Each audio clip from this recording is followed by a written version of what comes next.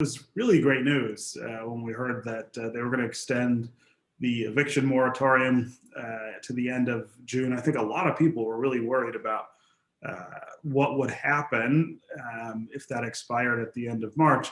But it still says that in July and then into the summer and fall, we're likely to have a real issue. Talk about what should happen then. What should we be prepared for, and what should we be doing about it? Well, what we should be doing about it is like right now, and we are. And so there are cases coming to court every day. There's a lot that we have been working on since the first of the year. The new federal funds in the Cera program have finally been released, so we're going to be in a position to take care of the backlog and hopefully between now and the end of June, get caught up so that anyone going forward is going to be in better shape than they are right now. We were very worried because there were a number of people that had filed the applications for the extended time to March 31st, but there's no way if anyone could know who those people were. There was no records really with the court. It's not something you filed with the court. So that we were very concerned that there was an unknown number of cases that could have been April 1st or 2nd facing being set out. But the main thing right now is to be a little more, to be proactive with the funds that we have, be on top of the cases and working with them. Tasha, I wonder if you can give us a sense of what the last year kind of has looked like for your organization and the people you advocate on behalf of. You know, we were really concerned when the pandemic struck, and we were concerned about particularly how it was going to impact this population, people who are experiencing homelessness, whether they're in shelters or out on the streets. And surprisingly enough, we really were able to weather that storm, sometimes even better than how the general public has weathered the storm. It was a ton of great partnerships that came together, both public and private. The city did a great job at assisting shelters, make sure that they were doing social distancing, providing places for folks to go if they tested positive or even had symptoms. And so we were really able to weather the storm. And I think we learned a lot about our system as a result of the crisis and just pulling together. And what are you anticipating sort of going forward as the world comes back together, as the eviction moratorium eventually falls? What are we going to be contending with? Yeah, so one thing that has been an interesting phenomenon, and we're hearing about this across the country, one of the things that we have noticed is that it just seems to be harder now to get someone into housing, especially those who are experiencing homelessness. And what we have been hearing is that it's because people are not being evicted. So oddly enough, I mean, it makes sense when you think about it, but evictions were causing turnover, and with turnover, there were units that are available. And so now what we're finding is that it's just much harder to house people.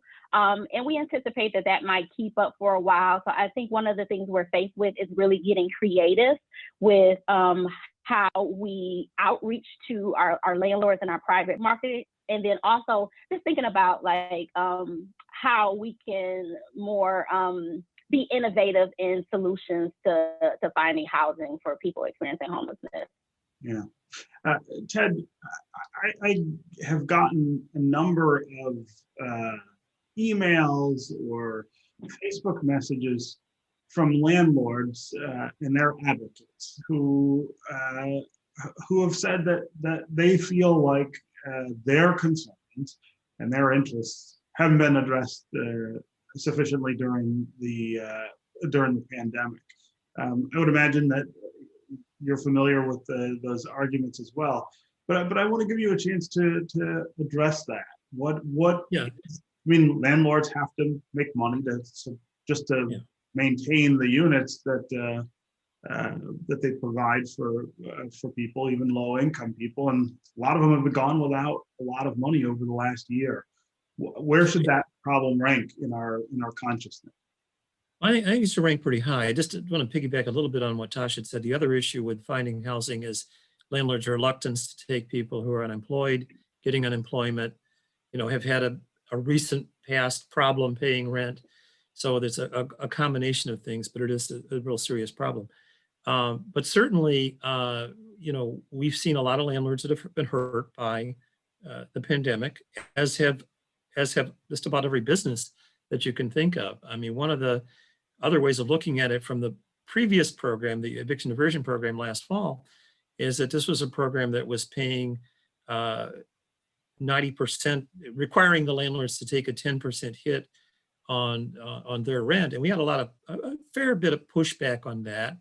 But, I would say to them, the businesses that I shop at, the bakeries, the restaurants, or whatever, places that I go other than the supermarket, I'd ask the folks there, what's been your hit?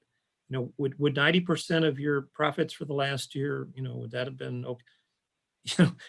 Of course. So we've all been hit. Everybody's been hit in a really bad way.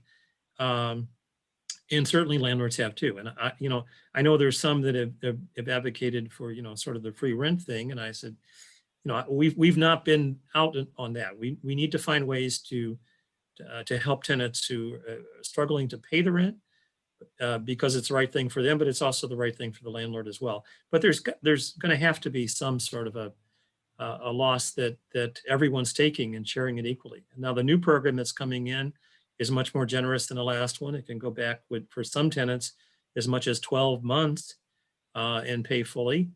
And for a little bit higher income, it can go up to 10 months.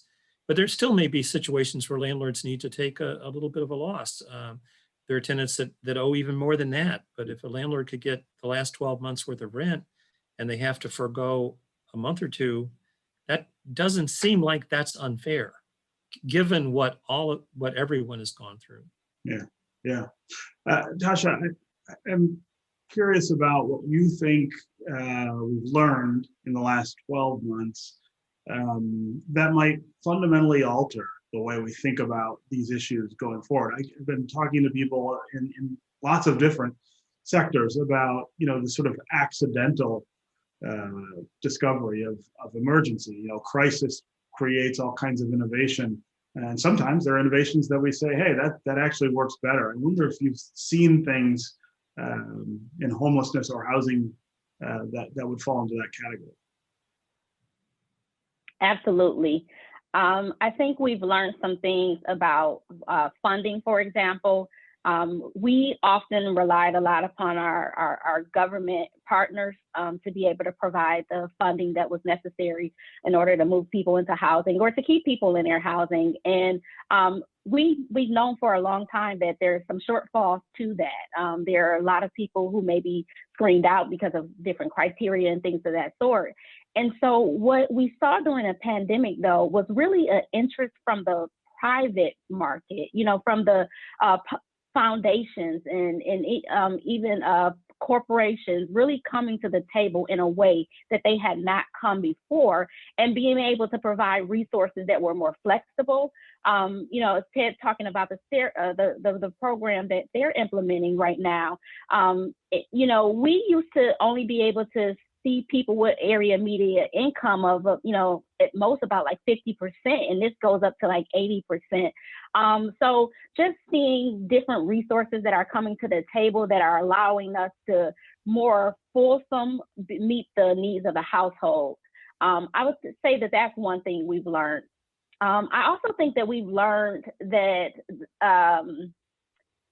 it's just no longer acceptable, and it never should have been, but like homelessness is just no longer acceptable, and we can't just work on it during a pandemic and provide all of the resources during a pandemic, and then once that's over, kind of go back to the same way of thinking, right? If it was a priority then, it has to be a priority going forward, because it's humanity.